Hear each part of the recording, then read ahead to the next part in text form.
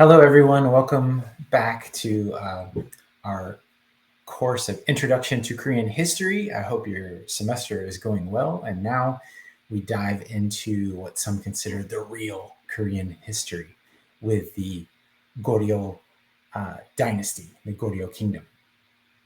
Well, just imagine for a moment if a refugee family moved to your city, they made millions of dollars in the shipping industry.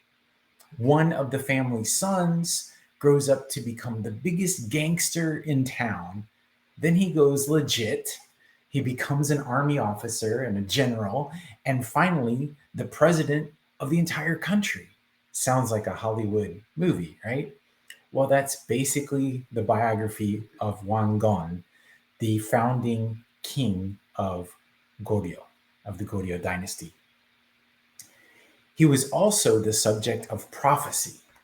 A Buddhist sage named Tosan had prophesied decades earlier that soon a wise king would rise up to reunite the country, and that he would establish his capital at Kaesong, known or Kaegyong, known today as Kaesong, which is just across the border nowadays in North Korea. Wangon, probably well aware of this prophecy, chose precisely that location, strangely enough, for his new capital. It was important to establish a new capital if he really wanted to start a new dynasty and a kingdom with a new name. He had to be far away from the old power centers of Goguryeo and Baekje and Silla. But at heart, Wangan identified with Goguryeo, the kingdom that had welcomed his family as they escaped from the crumbling lands of Balhae in the north. Wangan was indeed a wise ruler, just as the Buddhist sage had predicted. True to his roots, though, he welcomed waves of Balhae immigrants and refugees as the kingdom was quickly consumed by the growing Khitan Empire in the north. He gave the crown prince of Balhae a hero's welcome in his new capital and made him part of Wangon's own royal family there in Kaesong. His diplomacy had two main strategies. The first was for him himself to perform strategic marriages to the families of regional aristocrats and warlords. Wangon, by the time of his death, had 26 wives. That would keep you pretty busy. You do a lot of shopping. 6 of these wives were called queen, just as if they were the one and only queen of the country. But all of them were called royal ladies. They were considered royalty. They were not merely concubines, as often happened in Western Europe and other parts of the world.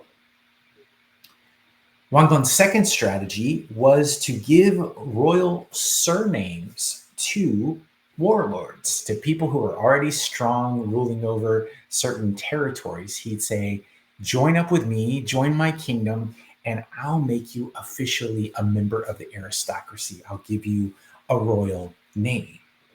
And it was a very successful strategy.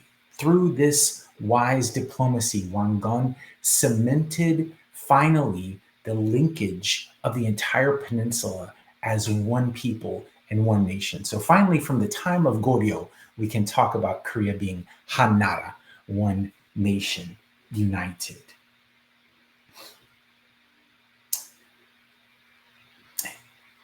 Along with these wise decisions that he made, he started to think about the future. He wasn't thinking about just his own reign, he was also thinking about what's going to happen after he's gone. And he wanted his kingdom to endure for many generations. And so just before he passed away, Wangon, and he was later called Taejo, which is like the founding father of Goryeo, he issued 10 injunctions to the future kings of his lineage, to his children, grandchildren, great grandchildren, going down the line. These 10 injunctions, modeled on a similar set of instructions in China, provided advice for wise rule and stable policies within Korea and toward neighboring kingdoms. Trade blossomed and flourished in this period, and the prosperity of Goryeo was known far and wide, as far away as Europe, as it turns out, where the name Goryeo was mispronounced to be Korea, and later by the British, once it made it across the English Channel, Korea. And that's where we get the name nowadays of the country.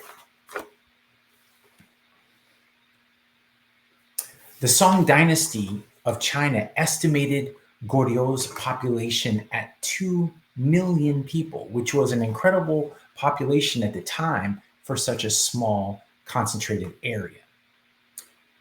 Goryeo's arts became renowned throughout the region, and a number of Korean sages, famous scholars, became famous even in China for their wisdom and their writings. A kind of pottery in Korea called Celadon pottery was perfected in Goryeo during this period and was a highly desired commodity in China and far away as the Arab world and Europe as well. Wars with the Khitan and the Mongols weakened the state Taejo had constructed. Military leaders, many of them commoners, took over rule of Goryeo and intermarried with nobles and members of the royal family. Subsequently, the entire peninsula was devastated by 40 years of war with the Mongols under Genghis Khan, and the capital was moved to Gangwon Island near modern-day Incheon because the Mongols had no navy, so being on an island would probably help you survive the longest time. Surprisingly, in the end, it was Genghis' grandson, Kublai Khan, who saved Goryeo from this bloody stalemate of guerrilla war throughout the peninsula. A palace coup snatched rule of Goryeo back from the military and placed it in the hands of new leadership, who immediately sought a peace treaty directly with Kublai Khan himself. The peace terms were accepted, and the Mongols withdrew from the peninsula for the first time in 40 years. The diplomatic victory, however, was short-lived, as Goryeo soon discovered that the Mongols, now called the Yuan dynasty, had their sights set across the Southern Ocean in Japan. Soon, Korean taxes, conscripts, skills, and engineers were demanded to serve the planned Mongol invasion of Japan. As fate would have it, very few Mongols ever made it to Japan. On 2 separate occasions, fierce monsoon winds destroyed and turned back the Mongol fleets. The newly founded Kamakura shogunate in Japan called these winds kamikaze, or divine winds. They wouldn't forget these events, how these winds saved their nation from invasion, and they would not forgive Korea for supporting and assisting the Mongols in their attempts to invade Japan. As the Mongol Yuan dynasty gradually fell apart, the power vacuum near Korea was filled by Chinese bandit armies invading from the north and Japanese pirates marauding in the south. The Koreans prayed for someone to restore order and control and sovereignty to the peninsula of Korea. In the late 14th century, Korean warlords rather than the central Goryeo government, began to gain the upper hand in combat against these invading forces. Korean resistance and reconquest of territory solidified around two warlords turned into generals, Chae Young and Yi Sung-ge.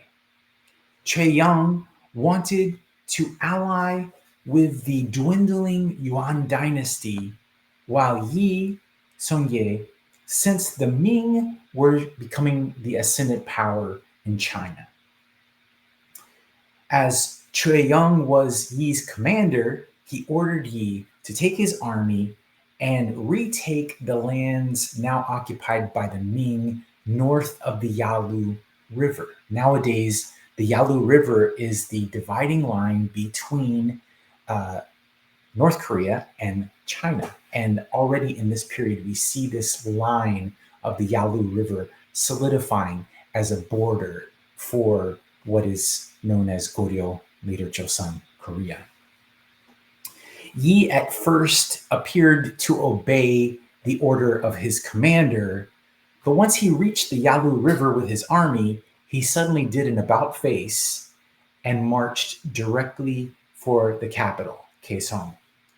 Chae Young was taken by surprise. He didn't have enough time to bring in sufficient forces to defend the capital.